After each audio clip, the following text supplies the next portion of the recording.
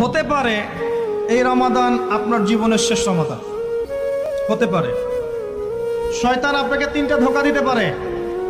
শয়তান আপনাকে বোঝাতে পারে আপনি অনেক জানি, আমার জানার দরকার নাই।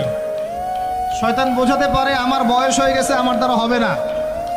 শয়তান বোঝাতে পারে আমার অনেক সময় পড়ে আছে, পরে শিখে নিব। আল্লাহর ওয়াস্তে শয়তানের ধোঁকায় পড়বেন না। এই মাসে কোরআন শেখেন, কে জানে আপনি আগামী মাস পান কিনা। কোরআন শিখে নেন, রমজান মাসে তেলাওয়াত করে শিখে নেন, কি পাবেন।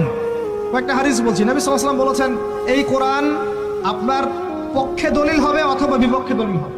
হুজ্জাতুন লাকা ওয়া আলাইক, আপনার জন্য শাফিউল লিআসহাব, এটা সুপারিশকারী হবে আপনার জন্য। প্রত্যেক হরফে আপনি 10টা করে নেকি পাবেন। কোনোদিনও আমি বলি নাই কোরআন তেলাওয়াত করলে নেকি হবে না। এই যে কাটছাট ভিডিও দেখলে আলেম ওলামাও ভুল মেসেজ পায়, এবং দেখা যায় একজন বরেণ্য আলেম হয়েও ভুল কথা বলতে শুরু করে। এই জন্যই বলি এর ক্ষতিকর দিক কত। মূল বিষয় তার নখদর্পণে নাই, একটা কাটছাট ভিডিও দেখেছে, দেখেই কথা বলা শুরু করলো।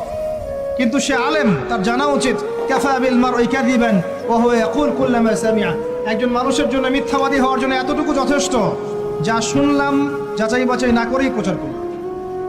ইয়া আইয়ুহাল্লাযীনা আমানু ইন জাআকুম ফাসিকুম বিনাবাইন ফাতাবায়ানু, কোনো ফাসিক যদি কোনো খবর নিয়ে আসে সেটা আগে তথ্য যাচাই করো, তারপরে কথা বলো। ইজতানিবু কাসীরাম মিনাজ যন, বেশি বেশি অনুমান থেকে বেঁচে থাকো। ইন্না বা'দা যন্নি ইসম, এগুলো আমরাই ভুলে যাচ্ছি এখন। আমি বলছি বারবার, স্পষ্ট করে বলছি, কোরআন তেলাওয়াত করলে প্রত্যেক হরফে 10টা করে নেকি হবে। এবং কোরআন তেলাওয়াত করলে আপনার জীবনে বরকত আসবে, রিজিকে হায়াতে বরকত আসবে, আপনার কলবে আল্লাহর নূর আসবে ইনশাআল্লাহ তাআলা। কোরআন আপনার পক্ষে সাক্ষী দিবে, আপনার পক্ষে দলিল হবে, হুজ্জা হবে ইনশাআল্লাহ। প্রত্যেক